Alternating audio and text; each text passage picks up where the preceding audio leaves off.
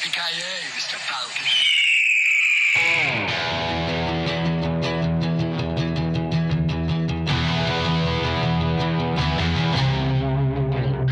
There's no easy way out. There's no shortcut home. That's all I know. That's all I you know. know? That song. That's it. It's a great song. I used to listen to that when I was driving. I used to have that. It's a so driving did Rocky. I know. It's a driving song. That's it. Who did that? What's his name? Tepper? I have no idea. Robert Tepper, I think. Tipper Gore. Yeah, I think it was Robert Tepper. He's a sonical genius. Yeah, man. He captured the there it is. The anguish of loss and the entire 80s all in one song. One very synthy, drum beaty song. American Yeah, songwriter, musician. Yeah, no easy way out. There you go. Robert Tepper. Yeah, what a banger. Apparently he was in Iron Butterfly briefly. Really? Yeah, from 1990 to 1992. There's got to be a story there. They were still around in 1990? Weren't they making music in the 60s? Could be some AI Google result horse shit. That was like Anagata DeVita, right? Iron Butterfly? Yeah, but that came out in the 60s. DeVita, baby. Stop that. I love that song. Oh, my God, yeah. It's on fucking Wiki, too, man. Yeah. No, wow. He went on to join the classic hard rock group Iron Butterfly for a few years. It literally says a few years. A few nondescript years. You know where he's from? Where? He is from motherfucking Bayonne, New Jersey. Bayonne. 1950, born in Bayonne, New Jersey. You know who else was born in Bayonne or was from Bayonne, New Jersey? Who's that? Chuck Wepner. Chuck Bayonne Wepner, Bleeder. The Bayonne Bleeder. We're coming full circle. We're coming man. full circle. The inspiration for Rocky. Full circle. Did I ever tell you that story that my dad told me about Chuck Wepner? Yes. When we talked about Rocky last time. Oh, of course. Yeah, why wouldn't I bring that up? And that brings up a good point. We've talked about Rocky before. We have. The first one. Talked a little bit about the other ones. We never talked about all of them. We talked about all of them in brief. Yeah, we ranked them all. We ran them down. We did it up. That's an old one. That was one of our first episodes. But we haven't ever talked about the many, many other boxing movies that there are out there. We haven't even talked. We really haven't dug into sports movies other than baseball. No. You know? No. I mean, that's a cool little subgenre there, but even within that, I think there's enough boxing movies to call that like a... Oh, I think boxing is totally a genre unto itself. Yeah. I really do. I think, like, technically, loosely, it fits under the umbrella of sports movies, but there's something very specific and singular about a boxer. Yeah. I mean, there's other contests that people engage in that are like, one-on-one, but none of them quite have the intensity of a boxing match in a movie, right? Right. And they've tried with all kinds of movies. Like we talked about The Color of Money, and that's one-on-one, but it's pool, blood sport. Yeah, well, yeah. There's the whole martial arts tournament genre there, over the top. Yeah, over the wrestling, top. Personal struggle. Yeah. There's whatever happened to Bobby Fischer, chess, one-on-one chess. Yeah. Bobby Fischer. And there's some good wrestling movies out there. There didn't used to be, but after The Wrestler and Iron Claw and the Iron Claw. That's a good movie. I feel like that show Glow. Do you ever watch that I watched Glow. I watched season one. The weird women's wrestling league in the 70s. It was more like a sexploitation bizarre fucking fetish thing. It's a wild story, man. It's a wild story. I'm sorry. I loved some of the names they came up with. That was funny as hell, like dude. Liberty Bell. Yeah. I am Zoya, the Destroyer. No, everyone was really good in that. Alison Brie and Betty Gilpin and Mark Maron was hilarious in that. He was I almost said Mark Harmon, not the same. no different dude, different dude. I saw Maron last year Oh yeah, stand up. Yeah, in Montclair, up in Montclair, New Jersey, not too far from Bayonne. yeah. Well, all right. So speaking of, can you say off the top of your head, like, do you have a favorite? Rocky movies aside, do you have like a favorite boxing movie? I know you're into in real favorite life. I know you're into boxing boxing, like right as a sport. You're into boxing, or you were until it nosedived off a cliff with that fucking Oh, Jake Paul yeah. fiasco. I mean, I'm still a boxing fan, but yeah, it's hard. Boxing's hard to watch right now. I don't know if you watched any of those Usyk Fury fights. Are they new? Wait, Tyson Yeah, Fury? Tyson Fury versus Alexander Usyk. I don't know, man. No, I haven't been. No, if it's Oh, from the last man. year, I have not seen it. Usyk Fury 1 is a great fight. Great fight. And then Fury Wilder. The first one was pretty entertaining. That's the one that ended in a draw. Fight 2 was a joke because Deontay no, I Wilder got watched those. clowned in 4 rounds. And Yeah, I watched Fury those on Wilder YouTube, yeah. 3 is an all-timer. You Man, made that me fight watch these. Yeah, you made me watch those. Yeah. Okay. those are great. What about them? Oh, nothing. That's just like Just recent. Yeah, I know he was the just last. recent fights, and then that Jake Paul Tyson Mike Tyson nonsense. God, I hated it. I mean, I know it was, hated that I it was watched it. technically an exhibition bout, right? Like it didn't mean No. anything. No, No, that went against his professional record.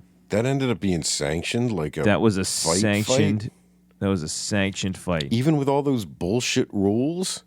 Yes. Jesus Christ! What a Did fucking you see joke. any of the tape from afterwards? No. And the stuff that came out. I saw this whole highlight reel of like Tyson slips a punch and then drops a hammer, and just and then knocks. he pulls it, right? Yeah, he slips a punch Yeah. from Jake Paul. I saw it and on it's Reddit or some shit. He Yeah. has the punch like cocked and ready to go, and he just never throws it. And then his contract came out that like he basically got no money if he knocked out Paul. The only way for him to get his full pay was to go 8 rounds, and he's not going to beat him on points. Fucking ridiculous, dude. Fucking ridiculous. Fucking absurd. What a clown show. What a Anyhow. pathetic way for a fighter like that to go out. A last note Yeah. as an old man. It's worse than and like an absolute legend too. it's worse than when Ali had to do that fake fight with Rocky Marciano.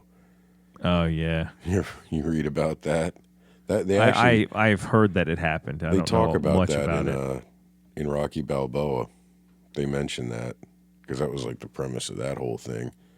They did before computers were computers, they'd use the computer to crunch the numbers and statistically see who would have won in their prime, Ali or Marciano, right?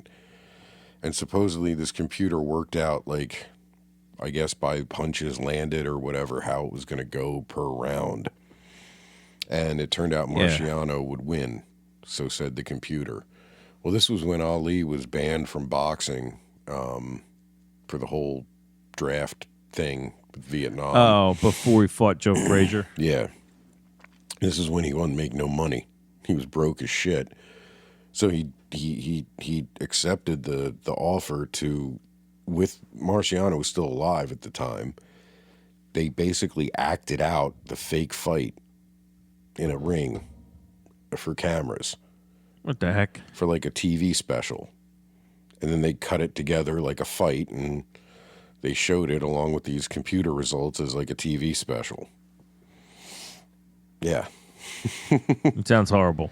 It sounds horrible, except I mean, it's sucky, but optimistically, we got to see Marciano and Ali in the ring together. At least like we have footage of it, I guess, which is pretty fucking cool. because they're two of the greatest fighters that have ever lived, and they weren't Oh, fighting yeah. in the same era, you know? It does So- beg the question of who would win that fight. Yeah, man, I don't know. We can argue about that in a barbershop for hours if we want, I guess. Somebody always got to bring up Rocky Marciano. Honestly, I don't think I've seen enough footage of Marciano actually fighting because it's so fucking old. I don't think there is much of it, but I don't know. You know? Marciano, to this day, I've watched a lot of old boxing tape, and he unleashes the most vicious punch I've ever seen. Is that hook to the side? That body hook? No, he had this punch that he used to throw. He called it the Susie Q.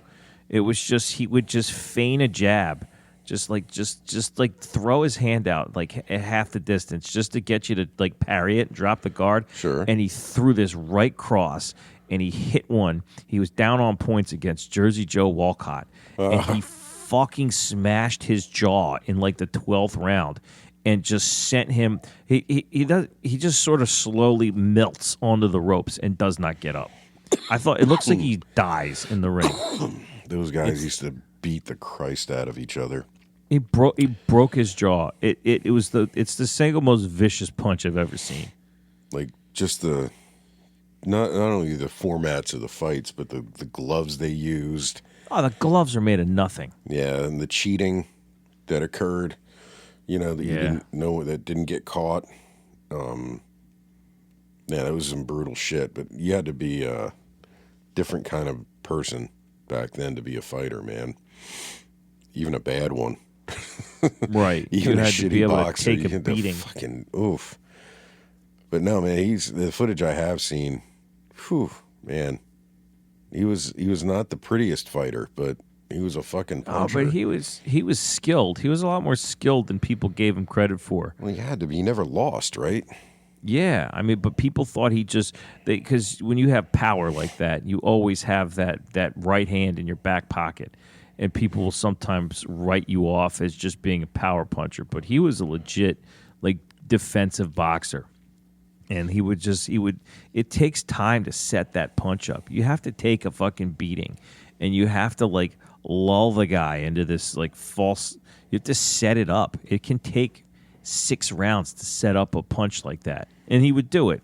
You know, it's just you go out there, you feint, you get somebody into a rhythm, and then finally, like after getting punched for 7 rounds, you're like, okay, now I'm going to throw this. The Rocky strategy. Yeah, sort of. Yeah. Well, Rocky invented all of the best stuff about boxing. We all know this. We know this. There's another Rocky.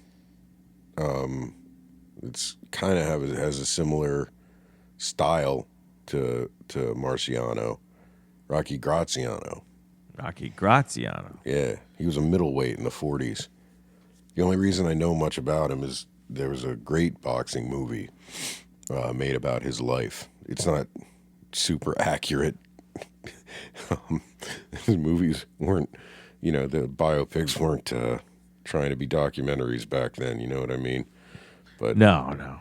it was one of Paul Newman's very first hits called Somebody Up There Likes Me from You've told me about 1956. this movie before. I really want to see it. I haven't had a chance to watch it yet. It's on the super secret server. Yeah. But yeah, I mean, it's supposed to be based on the autobiography that Graziano ended up writing later after his career. I mean, but yeah, his real name was Rocco Barbella, Thomas Rocco Barbella, I think. Wild story, man. Wild, like even the sanitized version for the movie, because I mean, 56, they weren't studios weren't going hard, and it was supposed to star James Dean originally. James Dean? Yeah, this movie, it had a huge budget. It was supposed to be in color, and it was supposed to star James Dean, and then he died. And they recast it with like the little, almost completely unknown Paul Newman. The budget got shot to shit, and they ended up filming it in black and white. Now, I didn't realize this, but in the 50s, like, color processing for a feature film it cost about 4 times as much as a black and white movie. Like, it was a really big difference. I'm like, how much difference could it have fucking been, right? It was huge. It was a huge difference. So that's why I always wondered why they still made so many black and white movies into the 50s after color had been around for so long, right? And that turns out, that's why it didn't start getting when black and white got phased out. That's when it started getting affordable, to make it the standard. I think it's just the different processing techniques, I think, is what it came down to. I don't know. I'm not a film doctor. No, I'm not a film doctor. Not a film doctor, but somebody up there likes me is super black and white. There's a lot of things in it that that they definitely stole for the first Rocky. Hell, there's a scene where there's the same tracking shot of him walking through the Italian market, a much older one, and, isn't jogging, but it's there. It's a good story too, man. You should check that out. I might watch that tomorrow. You should. Young kid from the slums and just grows up being a shitty petty criminal and goes to jail a bunch. Reform school. I tell you to break a guy's thumb, you break his thumb. Yeah, kind of. Yeah. And Paul Newman's great. Like, it's over the top. It's hammed up a bit because, it's 1956, but he's got this ridiculous, marbles in your mouth accent. But that's kind of how Graziano really talked. I heard a recording of his voice from a radio show, and he kind of talked like that. So it fits. It fits. He goes in the Army. He runs away from the Army. Very circuitous route to the ring. I'll say that, man. But, yeah. And also, there's some of his fights are on YouTube. Oh, all right, and they're pretty good. It's pretty good footage, too. I like watching old fights. Yeah, dude. And some of his fights were, he had some rivalries. This dude, Tony Zale, he fought 3 famous fights with him for the championship belt. And, when it came to a rubber match, so many great rivalries do in the ring. And, that's just, they almost retired each other. It's good stuff. It's good drama. Kind of surprising. No, I guess the first name is probably why nobody's revisited his story. Just like how there's one too many Rockies. Yeah, yeah. Has there ever been a good Rocky Marciano movie? Probably. I mean, I don't know of one, but I'm sure they made a movie about it. For some reason, I feel like Jon Favreau made one. Jon Favreau? Yeah, when he was young. He was into fighting. He's always been into boxing. He made some boxing movie. I don't know. Well, what did you ever answer me? What's your favorite? I did not. I have. Me. I'm sorry. I got sidetracked. We were talking about real boxing. You are. I have a few that I like. I mean, I think it depends on what kind of mood I'm in. Okay. Before I knew anything about boxing, I really liked the movie Diggstown. Oh, Christ. Remember Diggstown? Vaguely, yeah. I haven't seen that. And I saw it when I was a kid, and it was a fucking crazy movie. Louis Gossett Jr. Yeah. And Ed is in that one. James Woods, James right? Woods. Yeah. Jesus Christ. He's like this aging, superstar boxer that winds up getting into some... he's in some situation where he has to fight a bunch of consecutive fights and beat 10 men or something. Like a tournament?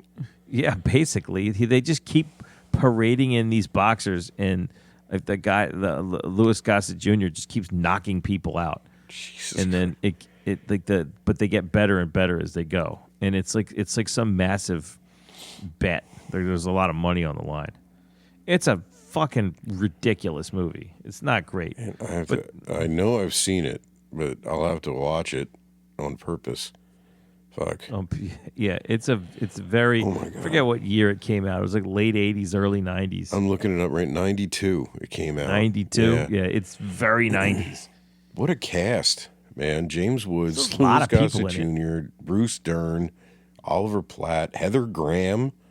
She must have been super young. Tex Cobb. Randall Yeah. Tex Cobb. Hell They needed meat for this guy to beat up in the ring. Yeah. Jesus. All right. That reminds me of It's entertaining. there's a boxing movie called Gladiator. That is not good. That's the one where they kill his wife and son, and No. then he has to go. No, I'm kidding. No. Kind of. No. They threaten to kill his father. There's that.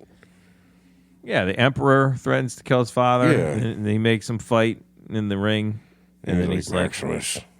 "My name is Gladiator." No, it's not that. You're wrong. Fucking Comcast is being a whore right now. You know what I mean? The internet. Yeah, I feel you. Is Is that the one with Cuba Gooding Jr.? Yeah, he's really young. Him and that dude from the white dude from A Few Good Men. the two Marines that Tom Cruise is defending in A Few Good Men, the white dude. Right. The weird little white dude who doesn't talk much. He's the lead in this, which is a huge mistake. Not exactly a star pull, you The know. poor kid is trying, but like his face, I think, is carved out of wood. From like, he looks like he's Botoxed from the upper lip up. But they didn't do that yet, I don't think, back then. So it can't be. He's just. Is that James Marshall? Yeah, he's just an unexpressive facial actor, man. He's a face. He's a face. Cuba Gooding is so terrible in this. It's mostly the dialogue that he has is so fucking bad. This movie is so bad. It's so goofy, but it's like that same thing. It's like an underground boxing tournament style thing, you know? And it's like, I don't know. I don't even want to explain it. Brian Dennehy's in it. He chews up the scenery. He's a real piece of shit, evil bastard. He's great. He's the It's best part. illegal underground boxing. Yes. I'm sorry. Yes, this is It's like my favorite kind. warehouse, boxing in a ring, and then like the rules change, and I think by the end, it's a bare knuckle fucking boxing match between Brian Dennehy and this James Marshall child, who's in high school, by the way, through this whole thing. Brian Dennehy fights? He at the end, to prove a point. I don't know, might man. be old, but I could still kick your ass. Yeah, there's a lot of macho shit. But fuck that. There's a lot of really good boxing movies, man. Yeah. So as I got older, I started to like appreciate the sport, and I saw, and this is more of a biopic than a boxing movie, but it's about a boxer, and like man, he had an insane series of fights that just demand to be rewatched. Is The Fighter about Mickey Ward? Oh, with Christian Bale and Marky Mark. Yeah, that's a great movie. I like that movie. I like that movie too. I used to carry an iPod with me when I traveled for work, and it had a bunch of movies on it.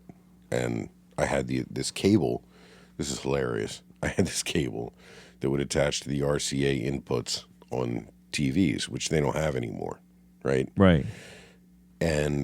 But at the time, hotels still had almost all hotels still had shitty old TVs, and even flat screens still had the RCA inputs in the back. So I could plug my iPod into any TV in a hotel room, and I'd have whatever movies I had downloaded on it and just watch them.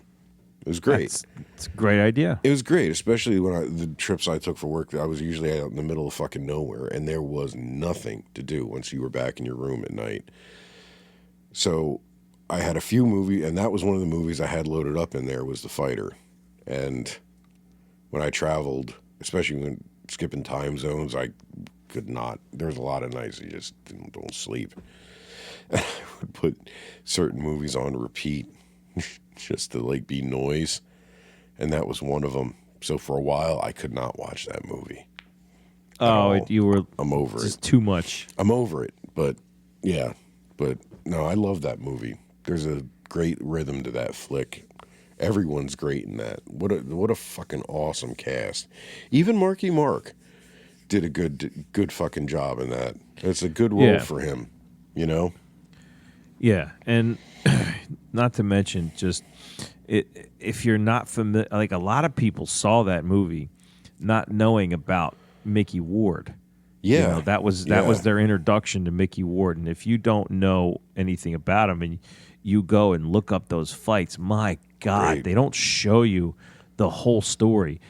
Mickey Ward fought a trilogy against Arturo Gatti, and it's just 3 of the most brutal knockdown, drag-out fights I've ever seen. The whole movie takes place before those fights, right? Yeah, it's the lead up to that fight. And you don't even get the good stuff. Yeah, I saw they did a documentary on him. I don't know if it was before or after the movie, but I've seen that, and it's about the Gotti fights. Fucking wild story, dude.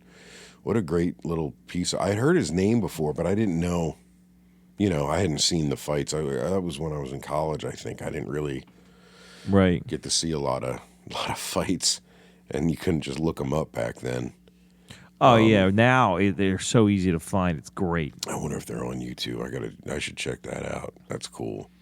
Yeah, Gotti Ward 1 is insane.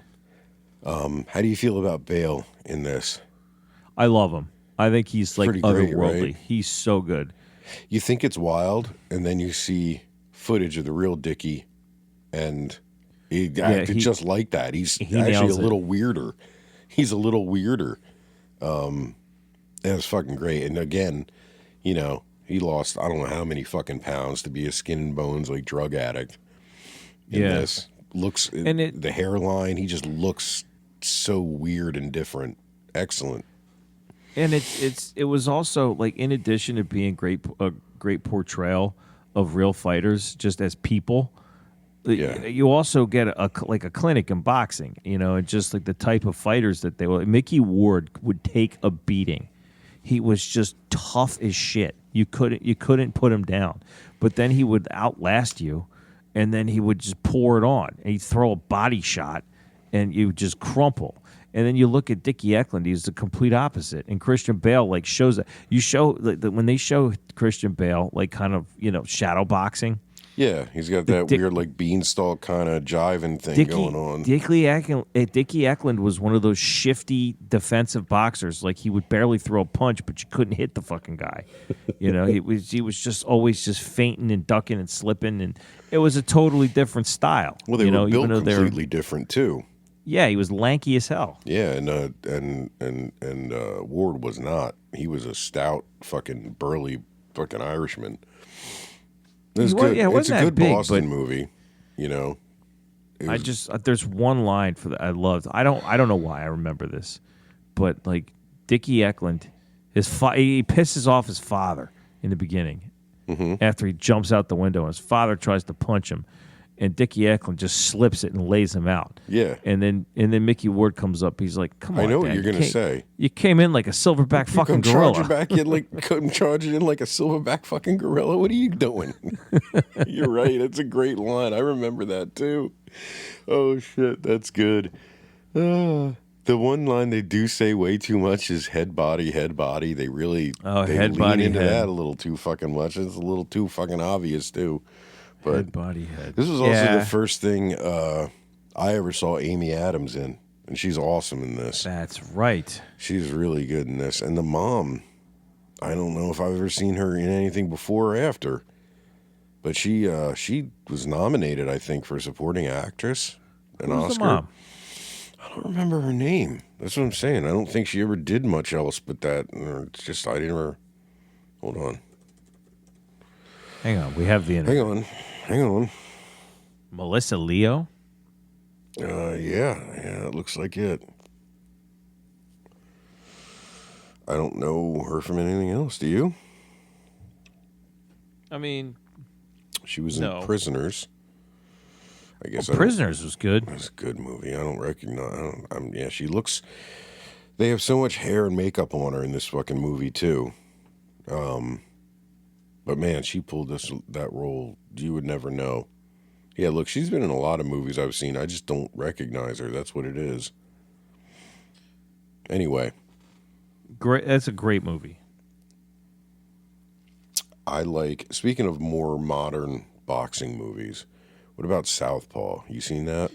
Yeah, I saw Southpaw. I mean, There's a lot about Southpaw that I don't like, but I like that movie. At the end of the day, I like that movie. So, all right. So, is it like the things you like about it outweigh the stuff you don't like? Like, what don't you like the most? I don't know. I think I can't even pinpoint it. I think it's just like The tone? the tone, the idea of like a tired, down on his luck boxer mixed up with the wrong crowd. It just feels like it doesn't feel very original. But this was one of those movies that I saw that made me like Jake Gyllenhaal. I think he carries that movie pretty well. Yeah. And and that you just by the end you're just like, yeah, you want him to win. You start rooting for Jake Gyllenhaal. I forget his name in the movie. His character's name. I just like this movie. If anything, it's just a little too dour. You know, it's a very downer. dour. It's a fucking downer. And oddly enough, his name in this is Billy Hope. So he's the Great White Hope. That's funny. right. Rachel McAdams. This is kind of a they did the Psycho thing, in that they killed her off in the first act. Yeah, and I did not see that coming at all. I don't know. That's the only thing I had to say about this is just a little too depressing throughout. Like, it ends good, but most of this movie is a pretty bitter slog. But man, yeah, Gyllenhaal acts the shit out of this one, and it could really easily have been, you know, what do you like movie star tries to do a street voice kind of thing, but man, he fucking pulled it off, didn't he? Like, he sounded like people I've known in real life. Like, it was really real to me, and the dialogue wasn't phony. You know, I don't remember any of the dialogue ringing weird or sounding goofy. Yeah, you know, and even Forrest Whitaker, who gets on my fucking nerves often, I liked Forrest Whitaker. He was good in this. 50 Cent was a little confusing. His presence was confusing. he was like his manager, right? Yeah. He was like the scumbag promoter, you know, who abandoned him like pretty quick when things got shitty. That's the thing, man. Like, this movie, you want to talk about a really defined arc. Man, the falling action is a bitch in this one. Fuck. Yes. But, yeah, he gets brought pretty low. Yeah, you basically watch the dude bottom out and claw his way back up. You know, it's a depressing story. I don't know if I've ever seen that particular route in a boxing movie before. You know, you've seen the champion, you know, lose and have to make a comeback, right? I mean, yeah, it's Rocky 3. I was gonna say, you know, other than Rocky 3, I can't think of any stark example. It's Cinderella Man, in a way. We'll get to that, though. We'll get to that. But yeah, Southpaw. The fight scenes, I don't remember being that remarkable, and there's not really that much fighting in it. Yeah, I like what they do film in the ring. I like the in-ring. Yeah, it looks good. Scenes. It's intense. It looks pretty good. They don't try to make it look like a real fight, so they lean into the emotion of it. You know, in the cinema, they just really get creative with the cinematography without it being. Oh yeah, when he's like in the beginning, I know he's like, "Oh, I get better the more I get hit," you know, and like they really. Yeah. There's one scene he purposely like loses a fight and just he gets the shit beat out of him. That was he brutal. Just stands there and takes a beating. That's like that first fight he comes back to after his wife gets killed, right? Yeah, he's like he tries to make some money. He's like punishing himself. Doesn't he get sued for like not fighting? Like he gets something. He gets in trouble. He gets like kicked out of. He gets in trouble with boxing and loses his daughter's custody of his daughter for temporarily, and it's a fucking mess, man. It's a mess. And like, you know, boxers, high profile boxers aren't the celebrities they used to be. You know what I mean? I think it's very believable that happens. to someone if that, it could go down like that. Conceivably. I don't know. It's definitely worth watching for a boxing movie fan. Yeah, it's interesting for you to say that because, like, when we were kids, there were certain boxers that were household names. Evander Holyfield. George Foreman made his comeback in like '94. George Foreman's a household name. Joe Frazier was a household name. Muhammad Ali. When we were and you go now, like right now, how many household name boxers are there? Yeah, even up to like Lennox Lewis, Riddick Bowe, Yeah, that was the 90s. Yeah, 90s was still big. It was still big. Heavyweight boxing was big. Who's a household name boxer right now? Yeah, I mean, honestly, dude, Tyson's the only one I really know by name. Tyson Fury? Yeah. I mean, MMA and like fighter names, you know that, yeah, because you're a fan of the sport. Mm-hmm. But I barely watch boxing anymore. Yeah, I think it's even less so for people that aren't fans of boxing. Like they don't have that same star power. McGregor is though. Yeah. But it's again, you just said like MMA kind of took off in a way that boxing hasn't in a long time. It's odd that, I mean, there's one good MMA movie, but I don't know of any others. It's odd that they haven't adopted the same kind of drama and put it in the cage. Right. I wonder why that is. I guess it's probably harder to get actors to look convincing in the octagon more than it is. Like, they got to be in shape and like learn choreography for boxing, but you got to be a fucking pretty decent athlete to even pretend to do MMA shit, right? Right. That movie, you got to watch that. I know you haven't seen it. Oh, I know what you're gonna say. Yeah. Here Comes the Boom, starring Kevin James. That's it. Yeah. Fucking it. You gotta watch it, bro. You gotta. No, man. Fuck. I forgot about that. Holy shit. Warrior. I've told you about this one before. Yes. It's a young Tom Hardy. He got yoked up for this motherfucker, man. Love Tom Hardy. It's bizarre. I don't know if he was going for this in the gym or what, but his traps are so fucking big that it looks like he's just shrugging the whole time through the whole fucking movie. But I guess that's like he's shrugging into himself because he's wounded. Nick Nolte, and his voice is almost completely fucking gone in this. You got to put subtitles on to understand the motherfucker. And Joel Edgerton, he's been in a bunch of stuff, but he's very he's like a fake Jeremy Renner. He's like a Timu Jeremy Renner. But he's good. He's good.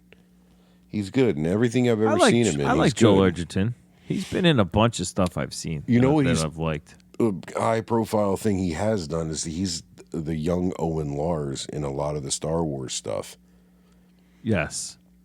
I think, Uncle Owen. Yeah, but I know he was definitely like recently in the Obi-Wan show, and he's played that role before that, right? Yeah, one of the movies, at least. Yeah, it wasn't great. But he's good in this. Everyone's really good in this. I'm not going to tell you anything. You got to see it. It's a good story. I mean, Kevin watched it with me, and he was super into it until the end. Oh, they lost him? He hated how it ended. I love the ending. I really, really like the ending, to be honest. Can I ask you one question? Yeah. About the ending, and if I'm right, tell me I'm right. Yeah. Does it end in a draw? No, okay. It doesn't. No, all it does not. I won't hate it. It does not end in a draw. No, it does not. It's okay. I think you'll like it, but I'll leave it to you. But I just want to say something about this movie caught me. I really like it. It's not. I think it's because it follows like a slightly different trajectory than most movies like this do. It's more of a tournament movie. You know what I mean? Like you were talking Like about Bloodsport. Yeah, like martial arts tournaments movies. It's more like that because it is multiple fights. It's a bracket. It's not one big bout like a boxing movie. But it's not, some weird shitty underground thing, So it's an organized, it's a different sport, of course. It's a different sport. And there's a lot of buildup to the tournament, but then there's the tournament, which gets to be longer, and more drama, and things can happen between fights, and it's multiple days. It's neat. It's cool. It's cool. There's a little too much to the story. Like there's one layer, we'll talk about it after you see it, but there's one layer that I think they could have done without, and it makes it a little goofy at the very, very end to me, but whatever. It's the only movie of its kind really that's of this caliber. It's good stuff. Because It's there's good drama. MMA movies out there. Yeah, but this is a damn good movie with a really, really good cast, and it's hard to get two really, really solid actors who can pull this shit off and look good doing it. Yo, and they really, Tom really Hardy. do. Tom Hardy is a madman. I read that he had no experience at all coming into this. Like everything he does in this movie, he trained for the movie, and then apparently promptly stopped afterward because he hated how much lifting he had to do to stay in the shape he was in for this movie. Yeah, but then you know what else he did? But then he gets jacked again for other movies. Yeah, he goes and does Batman, Dark Knight Rises as Bane, and he says to Christopher Nolan, "I'll do this movie, but under one condition: you have to let me do whatever fight training I want." And Christopher Nolan was like, "Okay," and then he went off and did a bunch of crazy fight training, and he got super into it, and then he goes and he entered a Brazilian jiu-jitsu tournament. I've seen pictures from this. Under like a different, he fucking won. He won the tournament. He like entered under a different name, but like Tom Hardy just went in with his like many years of fight training for movies. Sorry, yeah, that's okay. And he wins this Brazilian jiu-jitsu tournament. It's nuts. Well, you can see that he's too cut up for like a boxer in Warrior. Like no. He's in the weight room. He was in the weight room a lot for this movie. Way more than I think he had to be for Bane or whatever. So Bane, he just had to get big. Yeah, I think that was the part of it I read that he wasn't into, but the fighting stuff he must have got a taste for it. He's good at it, clearly. And there's a great scene in the beginning in the gym. It's a sparring match. I'm just going to say that. We'll talk about it. All right. You're going to love it. You're going to love it. Okay. All right. What else from the modern era? Cinderella Man. I dig that movie. Yeah, I like that movie. It's very sentimental. It's very very Ron Howard. It's pretty classic though, man. And it's got that Depression era is so good for boxing. Like it's that old timey boxing and all those names like Primo Carnera and Primo Carnera. Yeah, what a name. Max Baer. What about these fucking names, man? It was Max Schmeling, right? Wasn't he another? Oh, he wasn't in that movie, but he was a boxer from that time. Yeah. Yeah, it's that golden age of newspaper writing too about boxing. Like that was that era with those big stories. Boxing got really, really famous during the Depression and afterward. It was big before that, but radio was huge by then, and you could listen to fights live instead of reading about what happened in the. It's a different experience for the whole country, and that must have been something. Every sport, frankly. Could you imagine only having read about baseball games other than seeing them? No. Whatever local sandlot shit that you've seen if you live out in the middle of fucking Nebraska or whatever, and then all of a sudden you can hear you can hear Yankee Stadium. You know, that must have been something. And that's the world that this is in, and too that whole the costuming, like, you know, it's Ron Howard with a huge budget. It just looks, this movie looks incredible. It's a good looking movie. Paul Giamatti, you know. Oh yeah, it's his trainer. That's a good role for him. Even Renee I want you to go out and break his nose. fucking his teeth when he yells, "Kill me." And Renee Zellweger was pretty damn good. She was good. You know, again, another Jersey boy. Another Jersey boy. Oh, he's from Jersey? Mm-hmm. Yeah. Yep.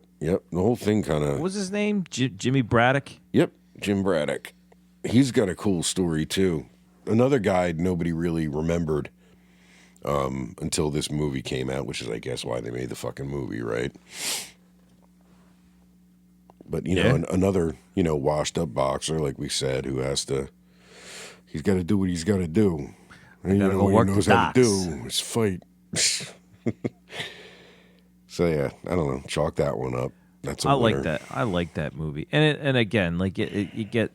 It's like an everyman story, because like, he does get laid low, and he's gotta join the workforce and just survive somehow before he gets another shot at being a real deal boxer. Yeah. And yeah, it makes him very relatable. If anything, I think I mean, I know it's the Great Depression and shit, but they lay that shit on pretty fucking thick. Like, what, Jimmy, I don't know where we're going to get bacon for the kids. There's no milk. We're 6 months behind at the grocer. Oh, like, we got to pay the landlord. I'm going to have to start tricking on the street, Jimmy. If you don't start winning some fucking fights. We don't have any bacon for the kids. I know it's bad I'm sorry, to make fun of it, but they do lay it on with the accents. They it's the lean accents. so hard into that New York accent. Yeah, and the old-timey New York accent, too. Like, I think Russell Crowe is very subtle. This time I know what I'm fighting for. Yeah, like, he tried. I think he did pretty good, but Renee is really intense. She's really intense. Like, it's just a little comical every once in a while. that's pretty good. Thanks. Jimmy. Apparently, I do a Renee Zellweger. I didn't know. Yeah, Depression era destitute Renee Zellweger. Nailed it. Your son stole a salami. He sent it to my sisters. All right, Jesus Christ. What are your feelings about Ali? Switching gears to the biopic side of things, and there's not too many. I have a weird thing with Ali. I was aware of Muhammad Ali, and there's talk of him being the GOAT, you know, greatest boxer ever. And like so many people hold that opinion, you kind of think of it as law, you know, like he has to be because enough people think that about him. Then I did a lot of reading and watched a lot of shit about Joe Frazier, and when you get behind the scenes stories of Joe Frazier and his relationship with Muhammad Ali, you really start to fucking hate Muhammad Ali. And then I saw Ali after that, and I was like, I can't like this character the way I'm supposed to, because I've already experienced all this other stuff and heard about what an awful human being he was to Joe Frazier, and that whole saga with their trilogy of fights. That's funny you say that. It's really funny you say that. You know, growing up, like you said, Ali was everywhere. And it was like, everywhere. He's the greatest boxer that ever lived. And I was like, yeah, I know. He said that about himself. Right. But, you know, and he was lighting a fucking Olympic torch and shit when we were little. And everyone, you know, was feeling bad for him because he had whatever the fuck thing he had, Parkinson's and other shit, right? And it was from TBIs, right? Because he got punched so many fucking times, right? Yeah, that'll do it. Yeah, that'll fucking do it. But my dad used to say the same thing. Like, they'd have something about him on TV. He's like, I am so sick of fucking seeing about that guy. He's like, he did Joe Frazier so dirty. He's like, Yeah. and you know, Frazier's from Philly, so Yeah. around here he was the shit. And like, you know, my Hometown dad hero. watched all that shit on TV, like as it unfolded, and he was big into boxing back in the day. And yeah, he would always talk about that, how shitty Ali was to Frazier, and just nasty bullshit, and you know, you outside of the mentioned, outside the ring, not fighting Yeah. shit, just You mentioned nasty. earlier about Ali not being banned from boxing and not making any money. Yeah, Right? And well, you know, not dodging the draft, but refusing to be drafted. right. He tried to be like a conscientious objector. Do you know who supported him during that time and kept him financially whole? Wait, I used to know this. Who? Joe Frazier. It was Joe? Joe Frazier literally like said, "I'll didn't help know you that get on your part. feet, man." He gave him money. He basically supported him because and lobbied for him to get his boxing license back, so he could do what he did. Because he knew he was a great boxer. Joe Frazier advocated for him, and in order to get him back on his feet and get him boxing. So then it comes out that they're going to fight each other.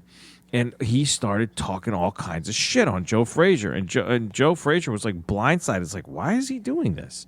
And I guess it was all for the publicity. But he said some awful, awful shit about Joe Frazier. Not just like, I'm going to whoop his ass.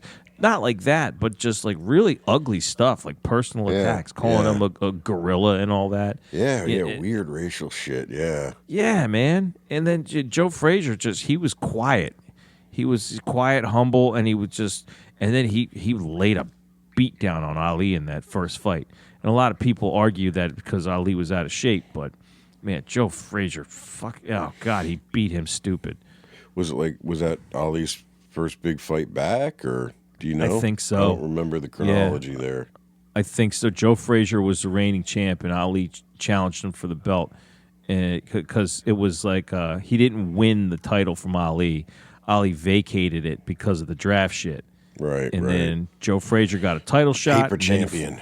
Yep. Yeah. Then he fought Ali, and man, he beat him good. And then it came down to they had 2 more fights after that. It obviously culminates with Ali Frazier 3, and it's supposed to be like this seminal moment in boxing, and it is. But what the end of that fight, like everyone remembers that Ali won because Frazier threw in the towel. Mm. But Right. you watch the interviews. Frazier's in his corner. He's about to he was just dead on his feet. He's like, "Don't you throw that! Don't you stop this fucking fight! Don't you dare! I'll die in there first. Don't stop the fight."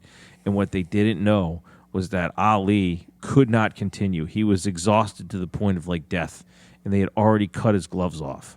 So all Frazier has. See? They didn't know because they couldn't see. All Frazier had to do was stand up for the 12th round, and he wins the fight. But they didn't know that the gloves were already off of Ali, and he threw in a towel. That's fucked up, man. And nobody remembers that part of the result. They just remember Ali won the 3rd round, but he had beat him so bad leading up to that, like he was like way ahead on points anyway. But just imagine being Joe Frazier in that moment. Hey, I know all of this, and then I saw Ali. Okay, then. Can we pause for a second? Of course. I've got a fucking...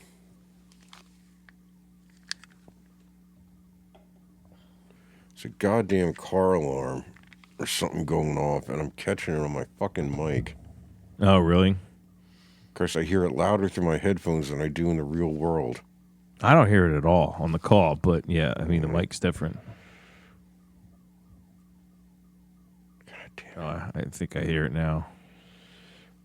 I mean, the noise gate should catch it, but... You want to wait? I don't know how long it's going to go on. It's 11 o'clock at night. I think it's the goddamn liquor store's alarm. It goes off all the fucking time.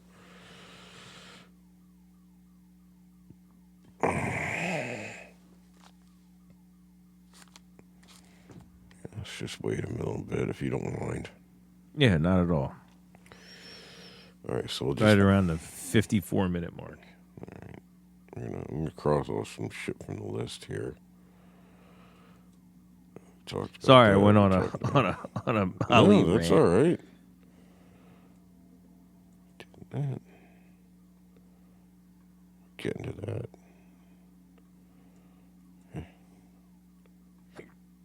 Yeah. Hit.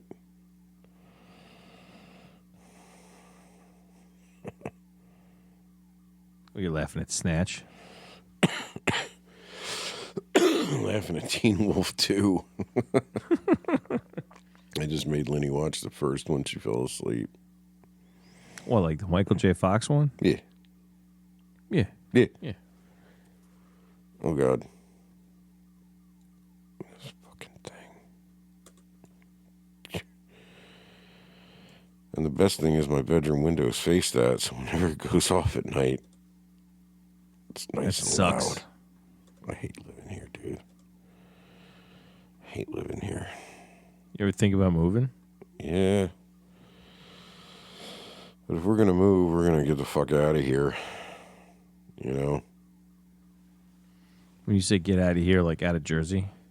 Yeah. Yeah. Yeah, pretty sure. Pretty sure. We don't know where we're going to go, though. We're looking at Cleveland, believe it or not. Like, Cleveland? around Cleveland, yeah. Do you realize that's only 7 hours away? Driving from here? When you think about it, it's just the other side of Pennsylvania. It's fucking wild how close it is. And how vastly different the cost of living is. And it's a fucking major city. You know, we're looking at it's like that. another planet. We're thinking about going out there and just checking it out. Maybe seeing if we can go to Cincinnati too. Oh, like a scouting mission? Kind of, yeah. Yeah. That's cool.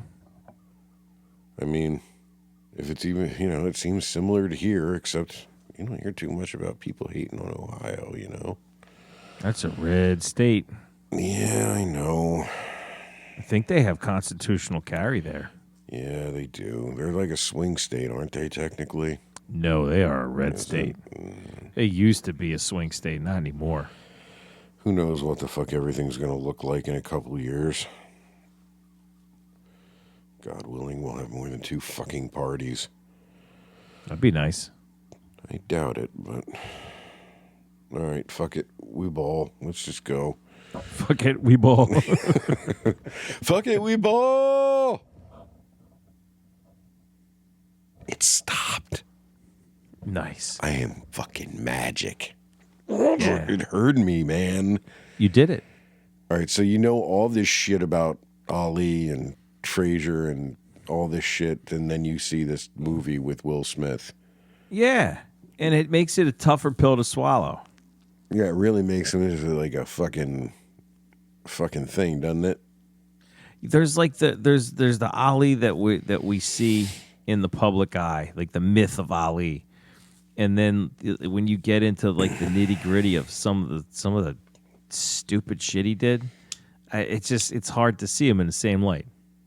Yeah, I don't know, man. I didn't like the movie. Yeah, I thought it was there's that really too. fucking boring, and the fucking end with the whole last act was fucking drag, man. I don't care. There's a whole long life story. They could have, I don't know. Will Smith kind of sucked too. It seems so fake. The That was voice like seems Oscar so bait. fake, I'm a bad man. Yes. Well, you're doing an Ollie impression. I'm really fucking impressed. It was just low-hanging fruit. It felt like, I don't know. Whatever. It was okay. There's another one that everyone loved was that $1 Million Baby. I saw most of that. I kind of hate that movie. Again, because it's so aggressively sad. Yeah. It's just like it's like let me go. You're gonna like watch me shoot the dog, and then I'll shoot the little girl while she's crying over the dog. That's this fucking movie, and there's no redemption. There's nothing. Like it is a fucking brutal ending, and it's not an easy road on the way up either. Like there's Was no that Hillary Swank? yeah the swank. This was Clint Eastwood made this movie, right? He directed it and was in it. Yep. Yeah, this is another Oscar bait movie. I didn't care. I saw it once. Maybe I should see it again, but Clint Eastwood makes some sad fucking movies. he does, man. Especially that era, 90s. Or what was that? That was the 90s, right? No. Later. I think it was later. I don't know. What do you think? Aught 4. Told you. Yeah, you told me. Yeah. Morgan Freeman was in that. I forgot about that. I guess I should watch it again.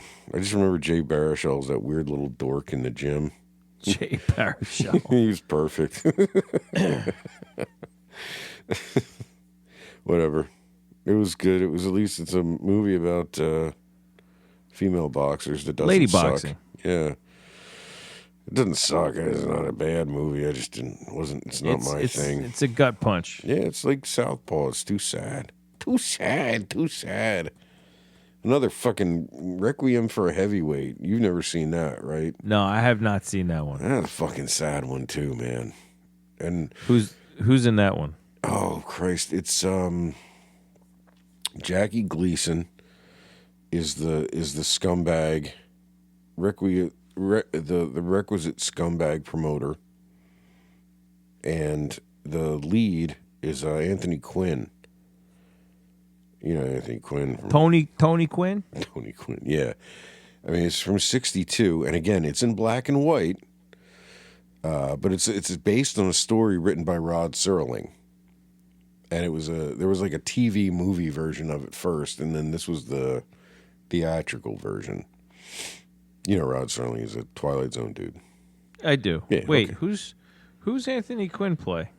He's the lead. He plays. I think his name's Louis Mountain Rivera.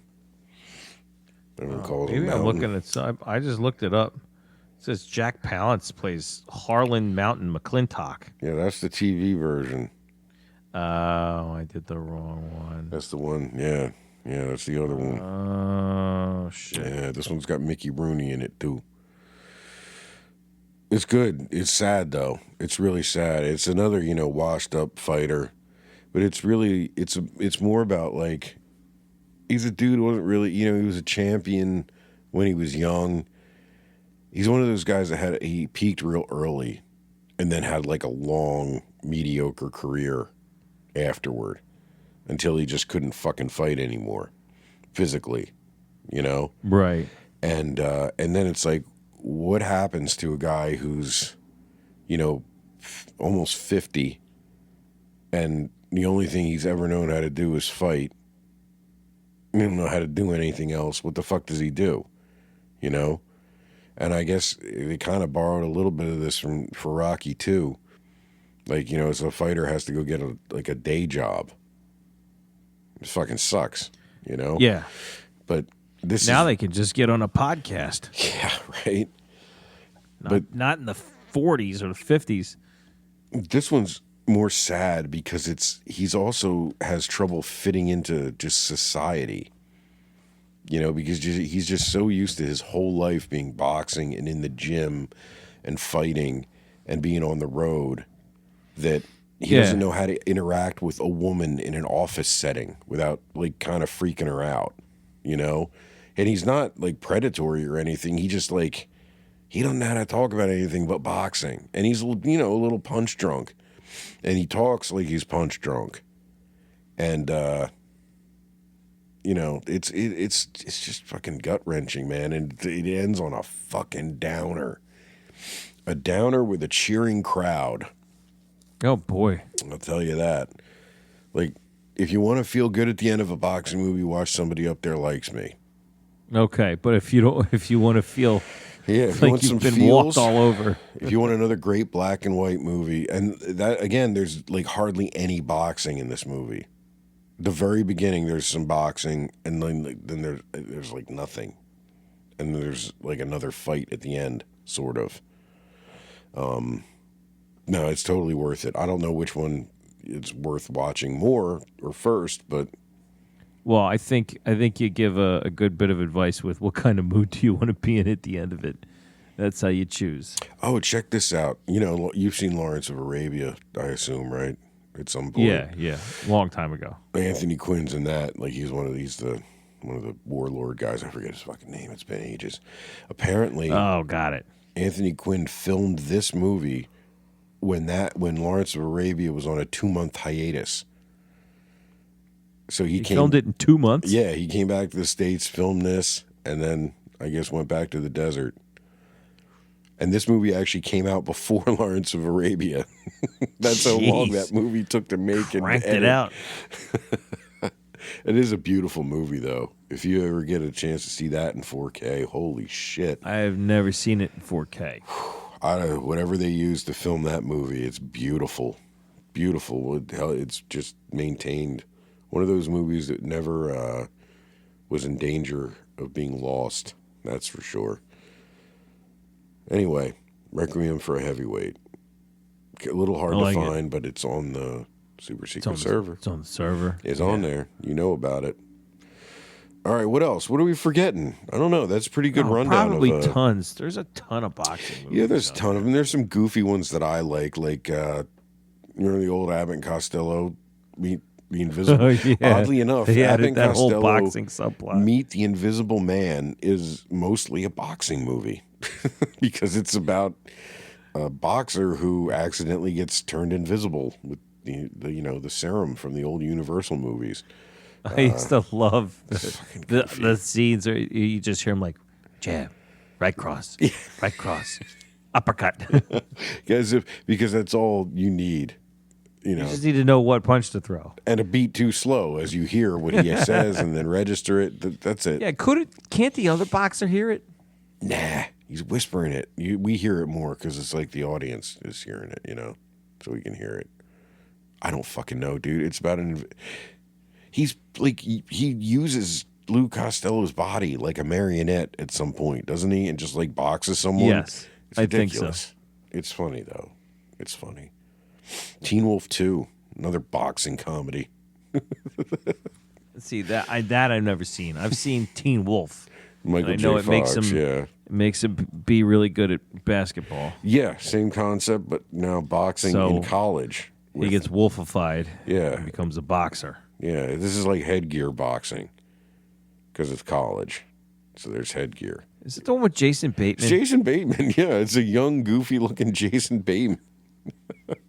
He's all sweaty. Jesus. He's all sweaty all the time. Terrible. You know what I always forget is a boxing movie because there's so much other shit happening in it. What? Snatch. Oh, yeah. Yeah. Well, because there's like bare knuckle fighting and there's only a boxing match at the end, right? Those are some of the best parts of the movie. That's an illegal boxing match, right? Yeah. Yeah. Yeah. The whole Just thing. make sure your boy knows he goes down in the fifth. That was the first movie I saw a lot of those actors in for the first time. Both, what's his name? Crank. Jason Statham? Yeah, the Statham, yeah. That was the first thing I think I ever saw him in. And, Brad Pitt got it that star recognition in the States anyway. And Benicio was in that for a little bit. I remember being pissed that his part was so small. Yeah, Frankie Four Fingers. Four Fingers. And that Vinnie Jones dude. Vinnie Jones. Bullet Tooth Tony. Yeah. Stephen Graham, he ended up he carved out a nice little career for himself. Yeah, man. He's had some amazing roles since then. And he's been in some really cool shit. I think he benefited from the fact that he has a very boyish face.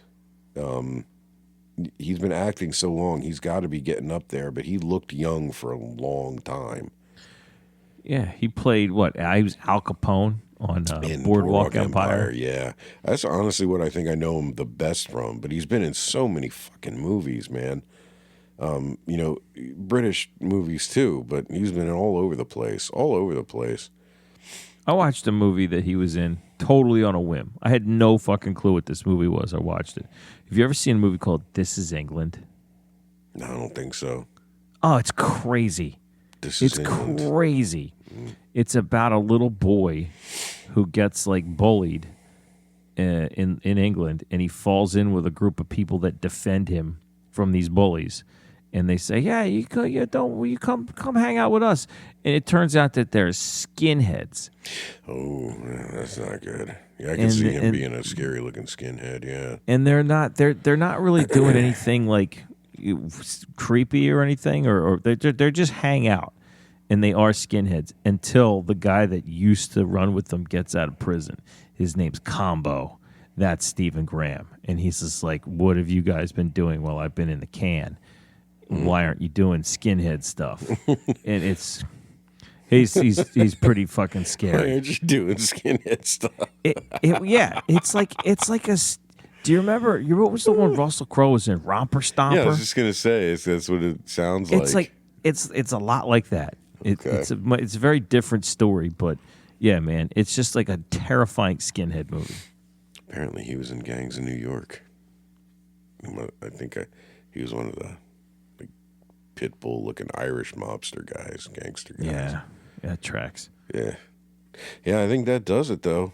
I mean, Rocky takes up a lot of real estate in the boxing movie genre, but those are the big ones. Those are the big ones, I think. Yeah, and there's a few I haven't seen. I never saw that one about Roberto Duran. No. What I is didn't it? know there was one. Hands of Stone. There was one about George Foreman. It was called George Foreman. I think it was one of Like just like everything else in George Foreman's life, Yeah, it's just named yeah. after him. I think it was a streaming service, original one. I did watch it. It was okay. You know, it was all right. It was good seeing it from his perspective, especially all the Don King shit. Well, speaking of which, did you hear about this other movie that's coming out? Boxing movie? No. Something new? What? Yeah, they just announced a movie about Mike Tyson, right? Oh, Christ, there's been like 4 of those, and they all suck. Yeah, I know, but I'll watch this one because it's mainly going to focus on the relationship between Mike Tyson and his legendary trainer, Cus D'Amato. Yeah, And guess who they got to play Cus D'Amato? Oh. Anthony Hopkins. Really? No Yep. way. Yeah, he's about perfect for that. And he's old enough now, too. Jesus Christ. Well, who the fuck are they going to get to play Tyson, though? That's the problem. I'm looking for it right now. I'm trying to find it. But Like they always that, end up getting somebody that kind of looks like him and they can't act, or they can act kind of, but they don't look nothing like him and can't fight. I don't know. Oh, it'll be called Cussin' Mike. Cussin' Mike. That's cute. Okay. Yeah, and that to me is one of you think of Mike Tyson as a fighter, and he was fucking terrifying in the late 80s and early 90s when he was trained by Cus D'Amato. Cus dies, and the wheels fall off. Yeah, and Don King kind of takes over his career and then fully does. And yeah, no, I've seen, like, they covered that in one of the movies about him. And I've seen documentary stuff about their relationship, and it is interesting. And He adopted him as a son. Yeah, he lived with him and everything. It was a little strange, but all right. I guess I'll keep my eye out on it, see who they cast as Tyson. That'll be neat. Yeah, I had heard that Jamie Foxx was training for a role as Mike Tyson, but I don't think it was for this movie. Yeah, fuck, he'd be too old. Yeah, You gotta be getting up there, man. You gotta be getting Depends up on there. what version of Mike Tyson they're doing. And they'll get Damon Wayans to do it again. He played a boxer before. He can do it. Is there any? All right, so you're a boxing fan. Let's leave it with this. Is there any either boxer or just boxing story that you think deserves a movie that hasn't gotten it? Deserves a movie. I guess, I guess we're talking like, a biopic sort of, but like anything, even if it's a legendary fight or something, like not like a life story or a life story. Yeah, I mean, probably. I mean, all the Tyson Fury stuff is just so new. But you know what would be interesting? This is interesting. Boxing has different hotbeds, right? And a lot of people like to think that the U.S. is like a hotbed for boxing. But when you think of like world class talent, world champions, there's not a lot of top tier U.S. talent that has been able to, not since Mike Tyson. Sure. And it comes from the weirdest places. The Ukraine has produced the Klitschko's.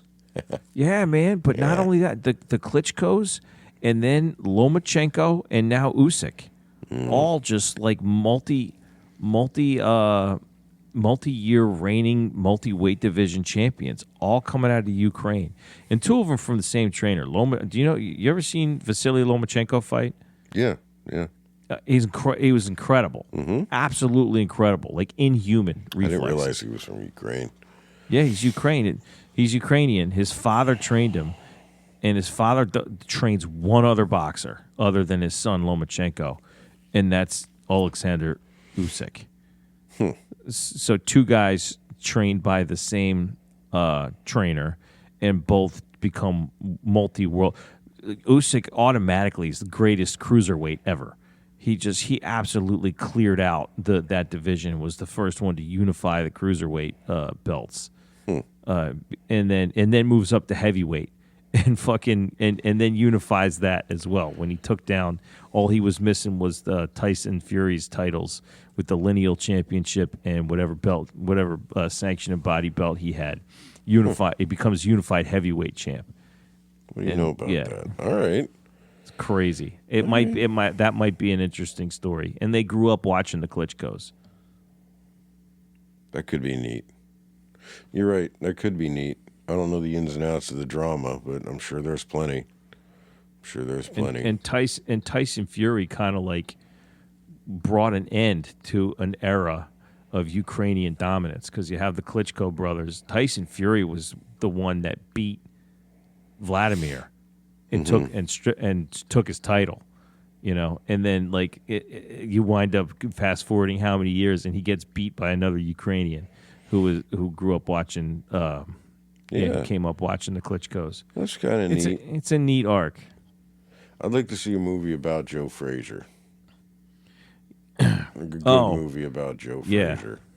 I agree. I would love a Joe Frazier movie. Like period piece, good budget, good actors. I don't know when the time is right for it, but I would like to see. There's probably a decent biography of him, I imagine, somewhere. I don't know that would get made, because like I think in order to make a good, accurate Joe Frazier movie, you gotta take Muhammad Ali down a few pegs. You don't think Hollywood's gonna do that? No, I don't think so. He ain't been dead long enough. No. And there is one other boxer I'd like to see a movie about. Yeah. And it's kind of shocking that there hasn't been like a big one to date, or at least not what that I know about. An argument could be made that he's like maybe the greatest ever. All right. Joe Louis. Oh, okay. Yeah, I guess so, huh? There hasn't really been a movie about him. Joe Louis was like just an absolute paragon of a person, in addition to being a great boxer. And he fought in like one of the most important fights of our time. When you think about the implications on the world stage, he beat a guy named Max. It was a revenge match against a guy named Max Schmeling. Schmeling was one of the Germans. Yeah, it was in 36, wasn't it? Or yeah, it was right. It was during the time the Nazis had just come to power, and they were talking about this fucking master race bullshit. And he loses a fight against Schmeling and comes back and beats him while the whole world is watching. And it winds up being like U.S. versus Germany in the eyes of the world. It's crazy. There was a movie about this, apparently. A couple, but they were TV movies. Like you said, nothing big budget. There was something called the Ring of Passion in 1978. And a movie called Joe and Max in 2002. Oh. But again, they're TV movies. Yeah, Like, make that into a big epic film. I would watch that. and mostly no-name actors and old C-listers and okay, And then yeah. and then read about like you know how that fight went. Read about what Joe Louis's life was like after that fight and the shit he dealt with after being world champion and winning on the biggest stage possible. And they did him so dirty later in life. Well, he had a legendary fight with Marciano. Yeah, if I remember Marciano right. beat him. Yeah, obviously. But yeah, that was, I think, one of those That's big it's Madison like a Square passing of the Garden torch. fights. Yeah, he fought for a long time too, Joe Louis, right? Yes, he did. Yeah, I'm looking at his record right now. Okay, here it is. Yeah, he fought Joe Walcott. He fought every goddamn, there it is. Every fucking name. Yeah, that's kind of wild, huh? Yeah, Joe Louis, I think, has a legitimate claim to like best ever, but he's not undefeated like Marciano. But he got beat by Marciano when he was much older than he was. I think He fought Jim Braddock. he fought Jim Braddock. Jim Braddock beat him. Yeah. He fought him. He beat Jim Braddock once. And Braddock... No, he beat Jim Braddock. Oh, he beat Jim Braddock? Yeah. Oh, yeah. You know what I'm thinking of? Yeah, I think like, he beat Jim Braddock, became champion, and then lost to Marciano. Damn. Well, you know what movie we forgot? What? Raging Bull. Oh, God, Raging Bull. Jesus. How did we forget Raging Bull? Scorsese. That movie's brutal. Another boxing movie that is not super easy to watch. Yeah. Mostly because of, all the domestic abuse. Yeah, there's a lot of out of the ring fighting. Yeah, well, a little too much. But, of course, incredible performances. Fucking Scorsese's one of Scorsese's best movies. It's just not a lot of fun to watch. Yeah. Who's the boxer that Jake LaMotta. Jake LaMotta. No, the one that beats LaMotta, that gives him that ridiculous beating at the end of that movie. Oh, fuck, where he just stands there and takes it. Yeah, Sugar Ray Robinson, is that him? I don't think so. Oh fuck, I can't remember. We gotta go to the tape. I like how they bookended this movie with him doing that stupid spoken word thing that he did. God damn it. The internet's really shitty. Oh, who was His last fight was Billy Kilgore, whoever the fuck that is. Billy Kilgore? Yeah. Dick Wagner. Wagger. Fuck. I don't know, man. Ray Robinson. I think Sugar Ray Robinson. He fights Sugar Ray Robinson. Yeah. And Sugar Ray Robinson beats him within an inch of his life. Yeah, there it is. September 45. September 45. Goddamn. He's another one in the greatest of all time conversation. Apparently, it was a bit more of a back and forth than the movie let you believe. Huh. Well, yeah, they had to make it look good. Robinson apparently said this was the toughest fight I ever had with LaMotta. They fought more than once. Yeah, okay. Yeah, they fought quite a couple times. Damn, they fought a lot. Again, I haven't seen that movie in a while. It's not. How long has it been for you? Did you see it when you were younger, or? Yeah, when I was much younger. I probably should watch it again. I would probably feel differently about it. Okay. Like you say, because it's a hard movie to watch. That makes me think of a good final question to leave on. The fight scenes in that movie are pretty brutal and pretty stylistic and unique. Of all the movies, Rocky's included, what's your favorite movie fights? Like the Movie ring fights? the ring footage. Who do you think? What's your not the best or most accurate, but maybe. But which one's your favorite? What's your favorite? Oh man, that's tough. I don't know because here's the thing. They have a choice to make. And if you're gonna keep it with the fighter and try to make it realistic, or if you're gonna make it Hollywoody with like these impossible angles and to kind of show you a different sort of fight. And as much as say what you want about the movies, maybe like some people love them, some people hate them. The Creed movies, at least like 1 and 2, the in-ring fights are really slick. Because you stay with Adonis the whole time, and like the punches don't sound like movie punches; they sound like real punches, and you can see which ones hurt and which ones he shrugs off, which ones really sting him. You can hear the trash talk. He just pop, pop, pop, pop, pop. He's like, all right, come on. And like that didn't really hurt him. And then every now and then you'll see one that stings him and rattles him, and he's got to cover up. I think it's just super well done, super tight. I really enjoy those scenes. Cool. Yeah. No, that's super valid. Yeah, I love the fight scenes in those movies too. I just like. I mean, I always have a soft spot for the first Rocky, but it is what it is. It's not the best, I don't think.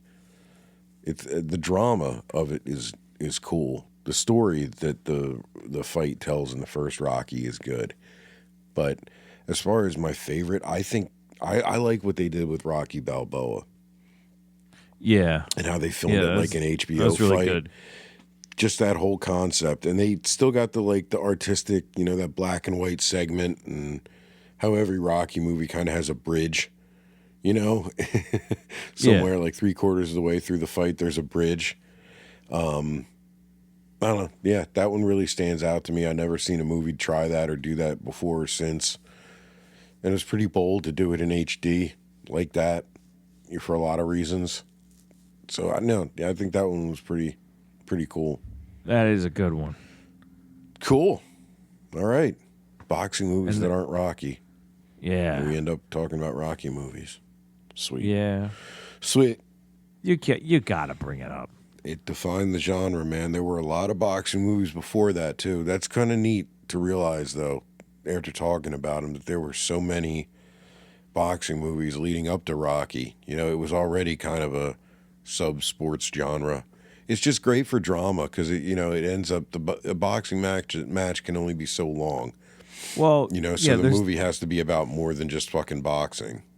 There's this too. Like, what is it about boxing that makes it not just a sports movie but a genre unto itself? Like, what is it about a boxer? Well, of course, there's the underdog potential. Right, it's not like another sport where you need a great season to win the championship. Like, fortunes can almost change from fight to fight in certain circumstances, right? Especially when you're making them up for a movie. I think that helps. I mean, that's the whole Rocky thing, the 1 in a million shot bullshit. Not bullshit, but you know what I mean. But I know what you mean. I think it's also, they're street stories because boxers aren't typically from affluent backgrounds. Nobody wants to get punched in the head for a living. They're all flawed.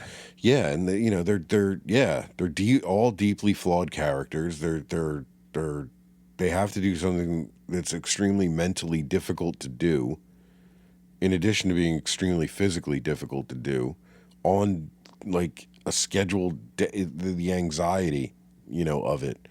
And the training lends itself really well to montages. For some reason, we like watching it. We've kind of been conditioned to do it now, but you don't see those in the older movies. Like, there's training scenes, but not the way Rocky defined it and the way they have to be done kind of after that. Like, look at the different stories you can tell with boxing movies, but they're kind of all the same story. It lends itself to the hero's journey so well. you know, and you can just engineer the peaks and valleys of the story through what happens in the ring, because then there's these giant opportunities to tell story between the fights, you know? Like, look at Rocky. You know, it ends with him losing the fight. That whole movie is about training and leading up to the big fight, and he loses. That's one way to go with it. Then in Rocky 2, they go the other way. Same structure. Try it the other way. Rocky 3 loses right at the beginning. Whole different arc going up, has to win at the end. Same thing with Rocky 4. Apollo gets killed in the beginning.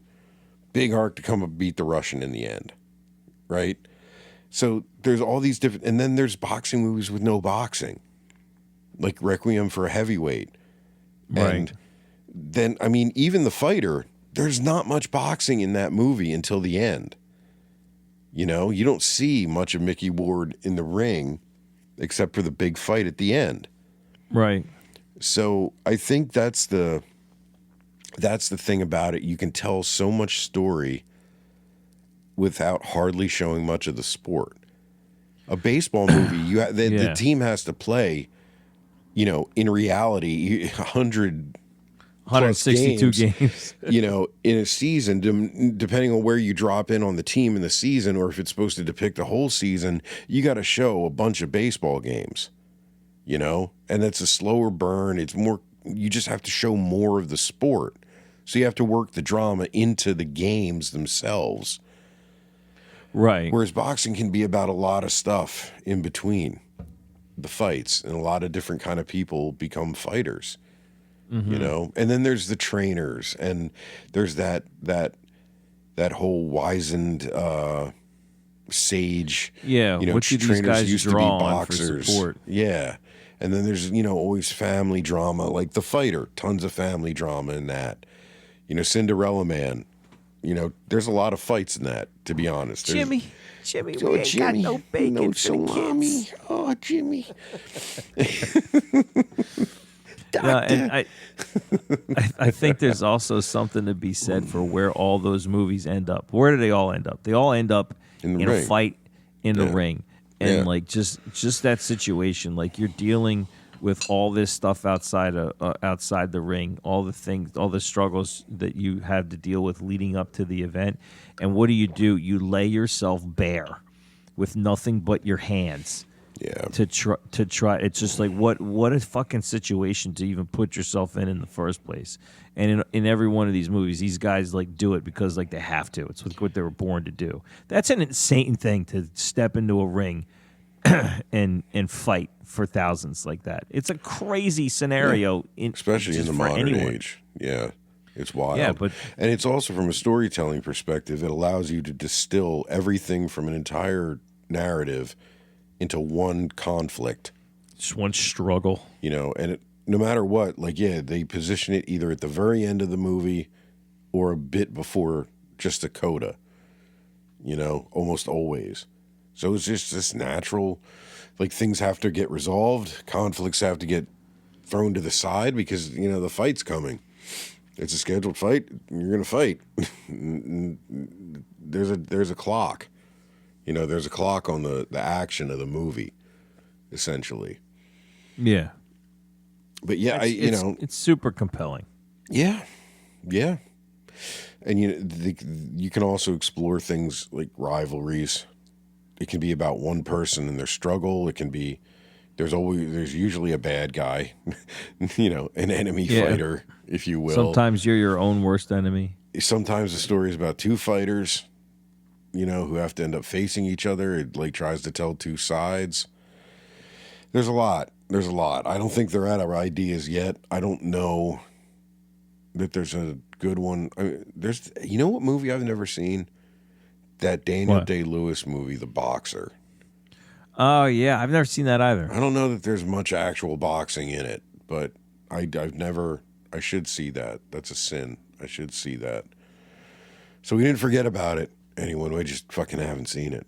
Sorry, we haven't seen every movie. We're uncultured. Yeah, I guess. I was renting Diggstown instead. That The movie's I entertaining. should have been running the boxer in my left foot, My left but I didn't. I didn't.